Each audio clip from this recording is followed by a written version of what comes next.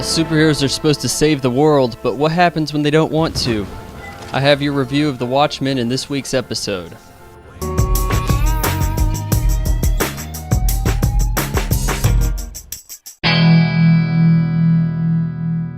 Hey, thanks for tuning in to Vaughn on Movies. I'm your host, Vaughn Fry, and today I'm going to be talking about Watchmen. Well, the story boils down to this.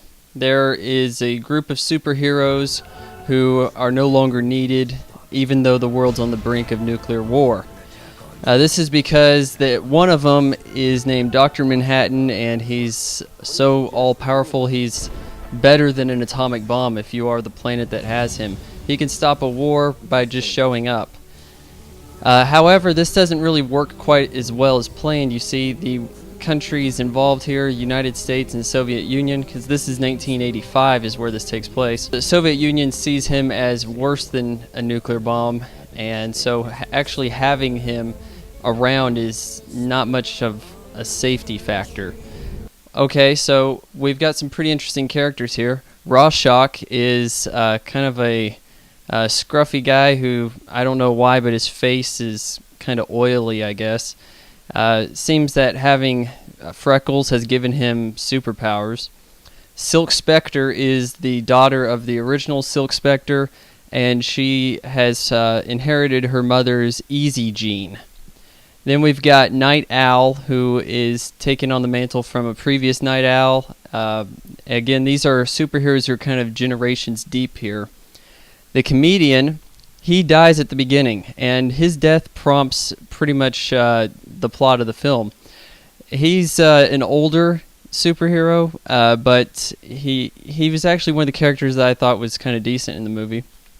And with his assassination, Rorschach and Night Owl are trying to figure out who's picking off costume freaks. And really, that's okay and all, but after that happens, we just get into, Backstory, the movie, and it goes on for about 2 hours, feels like maybe 4 or 5 hours, of nothing but lamenting and reminiscing about the past, and it just gets so overbearing. It takes all the fun out of the film. I was just scratching my head as to why this was going on. It wasn't until maybe in the last 30 minutes that anything exciting started to happen in the film. So once the Comedian's gone, really, you are waiting 2 hours for something to happen. And it's not until Rorschach just magically comes across clues that things start to transpire, and it is so painful, really, what happens here. Zack Snyder has somehow made a fortune making things way over the top visually with very little substance. Almost every shot is just, hey, wouldn't it be cool if that blood did this? Oh, hey, they're in a cemetery, but let's zoom out and dolly crane shot through the word cemetery so that everybody can see that it's actually a cemetery. Oh, look, there's the Twin Towers over there. Let's make sure we frame them just right. And it's way too much for me. I was in there with a whole lot of, geeks and nerds, and they were not really having a great time. Not a lot of applause at the end of the film. Now, I mean, suppose you had Batman not battling a villain, but also nothing interesting happened, and that would be similar to what you got here. I kind of got past some of the costumes. However, having a giant blue naked guy around is a little too much to bear. And I don't care if that's what happened in the graphic novel. I just don't care. I care about the movie, and sometimes choices in a graphic novel work better. You can read backstory at your own pace. If an audience is sitting there for 2 hours without entertainment, that's when things get bad, okay? I like some of the visuals. It reminded me a whole lot of Batman from 1989. Much of the cinematography was very similar. It had the same kind of color palette. And I like the bad guy's plot, even though it is a little far-fetched. Okay, as far as violence and sexuality are concerned, very violent.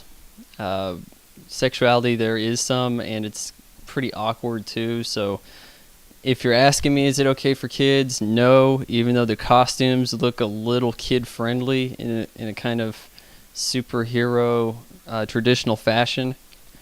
I don't really like some of the fight scenes in this, and there's very little going on as far as that's concerned. It's very unrealistic with the now Zack Snyder traditional, guess what, all of a sudden things are in slow motion for no reason during the middle of the fight because our actors can't actually do this stuff. And really, there's so much backstory in this, but they never explain where some of these people got their powers. Okay, so you're telling me that this one guy is super fast and whatever because someone else told me he is. So if I just saw you doing superhero kind of stuff, how come you and this guy can't beat him up? And really, what's with that? And I'd give it 2 stars, really. There's a lot of positive effort put into this, but really it fails. And even though it somewhat redeems itself towards the end, and it had a pretty good ending, I thought, I just can't really recommend this to anybody. So who watches The Watchmen? Geeks and nerds, really. On another note, I want to talk about American Idol for a sec. What are they doing on that show? You used to have some clean-cut, nice and friendly individuals on there. Now you've got all these Popeye-looking gangster women, and it's just some bizarre-looking guys. Why would I watch that show now that the only attractive person, Kendall Beard, has been kicked out?